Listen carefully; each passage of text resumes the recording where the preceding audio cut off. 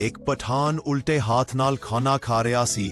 ਉਹਨੂੰ ਇਹ ਗੱਲ ਬਿਲਕੁਲ ਆਮ ਲੱਗ ਰਹੀ ਸੀ, ਪਰ ਜਦੋਂ ਉਹਦੇ ਅੱਬਾ ਜਾਨ ਨੇ ਇਹ ਮੰਜ਼ਰ ਵੇਖਿਆ ਤਾਂ ਫੌਰਨ ਗੁੱਸੇ ਵਿੱਚ ਆ ਗਏ।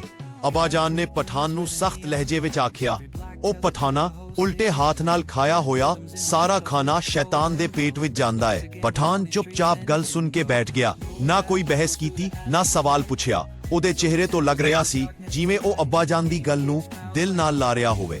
ਪਰ ਕਹਾਣੀ ਇੱਥੇ ਖਤਮ ਨਹੀਂ ਹੁੰਦੀ। ਅਗਲੇ ਦਿਨ ਉਹੀ ਪਠਾਨ, ਉਹੀ ਉਲਟਾ ਹੱਥ, ਪਰ ਇਸ ਵਾਰੀ ਖਾਣਾ ਨਹੀਂ ਬਲਕਿ ਸਿਗਰਟ ਪੀ ਰਿਹਾ ਸੀ। ਜਦੋਂ ਅੱਬਾ ਜਾਨ ਨੇ ਇਹ ਵੇਖਿਆ ਤਾਂ ਉਹ ਹੋਰ ਵੀ ਜ਼ਿਆਦਾ ਗੁੱਸੇ ਵਿੱਚ ਆ ਗਏ ਤੇ ਬੋਲੇ, ਇਹ ਕੀ ਕਰ ਰਿਹਾ ਹੈ? ਪਠਾਨ ਪੂਰੇ ਇਤਮੀਨਾਨ ਨਾਲ ਮੁਸਕਰਾ ਕੇ ਬੋਲਾ, ਅੱਬਾ ਜਾਨ, ਮੈਂ ਸਿਗਰਟਾਂ ਨਾਲ ਸ਼ੈਤਾਨ ਨੂੰ ਕੈਂਸਰ ਕਰਵਾ ਰਿਹਾ ਵਾਂ।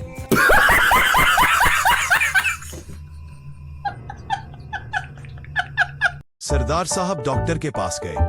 डॉक्टर, आपको क्या मसला है? सरदार, डॉक्टर साहब, मुझे भूलने की बीमारी हो गई है। डॉक्टर, कब से? सरदार, कब से क्या?